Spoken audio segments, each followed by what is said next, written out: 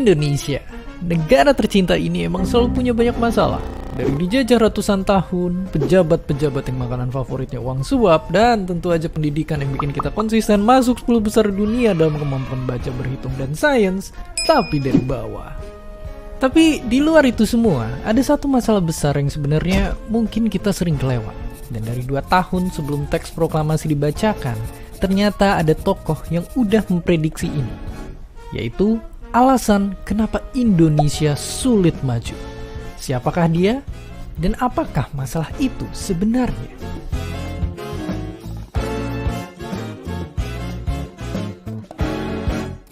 Dia adalah Bapak Republik Indonesia Tan Malaka. Dia bilang kalau masalah bangsa kita adalah cara berpikir yang sesat dan tertutup. Selalu ngaitin hal-hal mistis dan tahayul. Kenapa begitu? Karena baginya ini ibarat bermain dengan api yang bahaya. Karena mental kayak gini bikin orang-orang malas berpikir dan nyerah sama nasib. Dan ujungnya jadi gampang ditipu dan dikendaliin sama orang yang lebih pinter. Benarkah, dan kalau begitu apa yang mesti kita lakuin? Pertama-tama, kita harus akuin dulu bahwa hal kayak gini itu emang masih terjadi di negara kita. Ya, bergantung ke mitos. Bukannya mikir secara rasional. Contohnya kalau mau lulus ujian, bukannya belajar malah pakai jimat. Kena penyakit yang harusnya karantina malah lari ke orang yang katanya pinter. Dan begitu ada tetangga yang punya duit banyak malah dituduh suka jaga lilin malam-malam.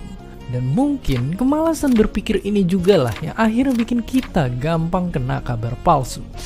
Oke, sebelum kita jadi gitu juga, ayo coba latihan mikir yang benar. Gimana caranya?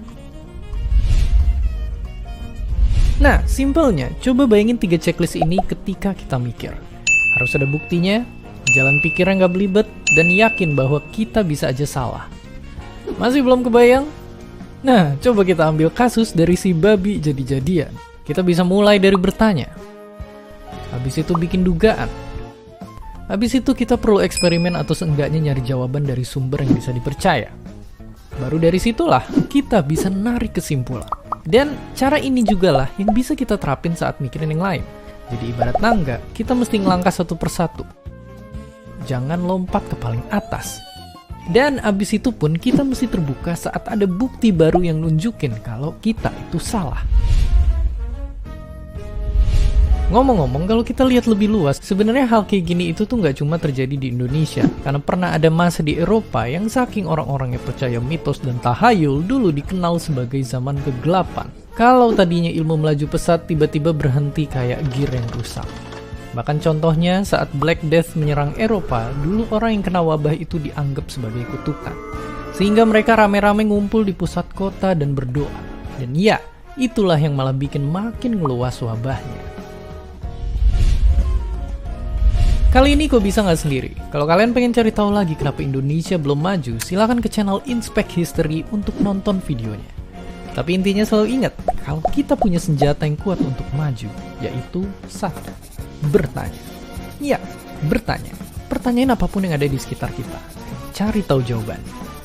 Dengan gitu, sama-sama kita bisa buat Indonesia yang punya pikiran yang merdeka, dimulai dari diri kita sendiri. Dan seperti biasa, terima kasih.